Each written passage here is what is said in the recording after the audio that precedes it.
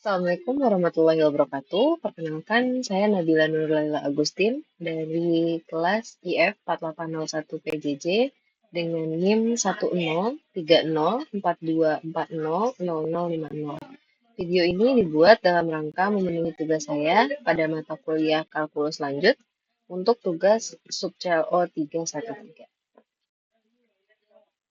Untuk soal yang pertama, sebuah partikel bergerak di sepanjang lintasan berupa helix yang diberikan oleh fungsi RT sin T plus cos T plus T kuadrat min 3T plus 2. Di mana komponen K ini menyatakan ketinggian dalam meter dari permukaan tanah dan T lebih besar sama dengan 0. Pertanyaan pertama, apakah partikel tersebut pernah bergerak ke bawah? Karena K ini adalah ketinggian, maka kita pakai ketinggian ZT sama dengan T kuadrat min 3T min 2. Nah, kita turunkan keturunan pertama fungsinya tadi, sehingga menjadi D per DT, T kuadrat min 3T min 2, hasilnya adalah 2T min 3. Nah, jadi jika fungsi ZT itu kurang dari 0, maka ketinggiannya berkurang. Sehingga partikel ini bergerak ke bawah. Atau pilihannya ZT lebih besar dari 0, maka ketinggian bertambah atau partikel bergerak ke atas. Nah, karena tadi kan hasilnya adalah 2T min 3. 2T min 3 kurang dari 0. 2T sama dengan 2T kurang dari 3. T kurang dari 3 per 2. Maka partikel bergerak menurun atau ketinggiannya bertambah sehingga ketinggiannya berkurang sehingga partikel bergerak menurun atau ke bawah. Waktunya adalah T karena waktunya adalah 3 per 2 atau 1,5 detik. Nah, yang B, apakah partikel pernah berhenti bergerak? Nah, kondisi partikel berhenti bergerak berhenti jika kecepatan totalnya adalah 0. Kecepatan totalnya atau Vt sama dengan turunan dx per dt cos t I min sin T J tambah 2T min 3K. Nah, dari hasil-hasil ini, cos, sin, dan 2T min 3 tadi, hasilnya ini tidak ada yang dapat memenuhi ketiganya, yaitu totalnya sama dengan 0. Maka partikel tidak pernah berhenti bergerak. Yang ketiga, kapan partikel berada di 12 meter di atas tanah? Nah, untuk menghitung kapannya, kan berarti kita harus tahu ketinggiannya. Ketinggiannya tadi adalah ZT sama dengan T kuadrat min 3T plus 2. Nah, ketinggiannya adalah 12. Maka kita cari ZT-nya. Atau kita nyari T-nya, waktunya. Jadi T kuadrat min 3T tambah 2 sama dengan 12. Yang ini 10 pindah ke ruas kiri jadi min 12 sehingga ini min 10. T kuadrat min 3T min 10 sama dengan 0. Kita cari faktor kuadratnya. Maka T sama dengan 5 atau T sama dengan minus 2. Nah, karena tadi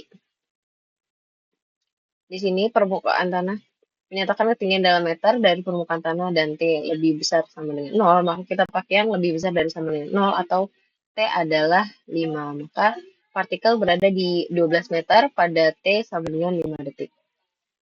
Yang D, berapa kecepatan partikel saat berada di ketinggian 12 meter? Nah, untuk mencari kecepatannya, dulu kan kita udah nyari kapan waktunya ya. Waktunya, karena waktunya sudah ketemu, jadi untuk nyari kecepatannya yaitu Vt sama dengan cos T I min sin T J tambah 2 kali T min 3K. Nah, kita ganti, karena kita tadi udah nemu waktunya, T-nya, variabel T-nya, ganti jadi 5. Nah, jadi Kita masukin cos, ini kan kecepatan cos 5 I sin 5 C tambah 2 kali 5 min 3K. Nah, ini jadi cos 5I min sin 5J tambah 2 kali 5 10 min 3 7K. Nah, untuk nyari kecepatannya, ini ada kita mencari akar kuadrat cos 5 pangkat 2 tambah sin 5 pangkat 2 tambah 7 pangkat 2. Ini sesuai aturan sin cos kuadrat tambah sin kuadrat adalah 1, maka ini hasilnya adalah 1, jadi 1 tambah 7 kuadrat tambah 49. Jadi ada hasil kecepatannya adalah akar 50, atau kita perkecil jadi 5 akar 2 satuan per detik. Selanjutnya nomor E, jika keluar dari helix saat Z sama dengan 12, tentukan vektor arah garis singgung dari yang tadi. Nah, karena partikel keluar dari lintasan helix dan bergerak mengikuti garis singgung, maka arah geraknya atau vektornya tadi itu sama dengan kecepatannya. Nah, sama dengan kecepatan ini. Jadi, partikel berada di 12 meter. T sama dengan T berada di ketinggian 12 meter, terus waktunya T sama dengan 5 detik, dan kecepatannya tadi adalah V5 cos 5I min sin 5J tambah 7K, sehingga vektor arah garis singgungnya sama kayak kecepatannya, itu cos 5I min sin 5J tambah 7K. Nomor 2, diketahui kurva berikut. Y ada 0 jika X kurang dari sama dengan 0, dan X pangkat 3 jika X lebih besar dari 0. Nah, tentukan nilai X turunan pertama Y saat X sama dengan 0. Nah, pertama-tama kita cek kekontinuan dari kurva ini. Nah, kita cari limitnya dulu, limit X ke kiri.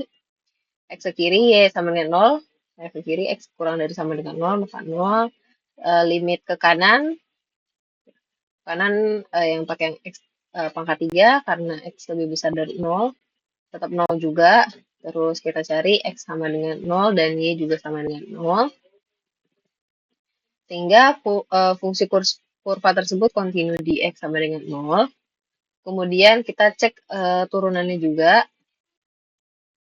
Untuk X kurang dari 0, maka Y sama dengan 0. Turunan Y adalah tetap 0. Terus X, ya kan? X sama dengan...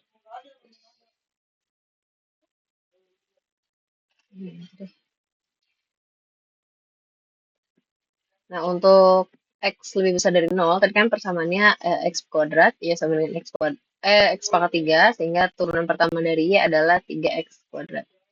Nah, setelah cek turunan, berarti kita bisa evaluasi limitnya. Untuk yang ke kiri, limit X ke kiri, ya turunan pertama X. Jadi 0, maka dia tetap 0. Kemudian ke kanan, limit X ke kanan. Turunan pertama Y, X. Limnya tadi adalah 3X kuadrat. Nah, karena hasil limit kanan dan kiri ini masuk ke 0 ya, 3 limit X ke 0, 3X kuadrat, ini udah turunannya. Sehingga tetap 0, maka karena limit kanan dan kiri sama, maka fungsi tersebut dapat diturunkan di X sama dengan 0 dan turunan pertama Y sama dengan 0. Yang B, tentukan besar kelengkungan kurva di titik 0. Yang pertama, kita hitung turunan pertama untuk X lebih besar dari 0. Untuk X lebih besar dari 0 kan persamaan kurvanya adalah X pangkat 3, turunan pertamanya adalah 3X pangkat 2, turunan keduanya adalah 6X.